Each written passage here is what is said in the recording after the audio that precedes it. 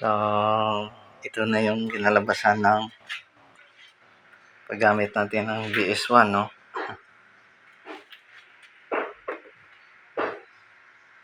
So, dinidemo natin, no, mga idol,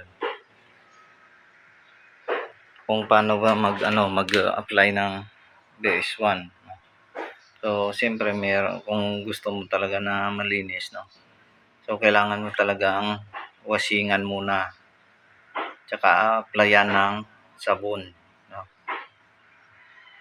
Tapos, patuyuin muna ng ilang minuto. Tsaka mag-a-apply ka ng BS1. No? So, kailangan dalawang layer yung i-apply mo para siguradong magandang tignan. Kinis na kinis kahit isang layer nga makinis na eh.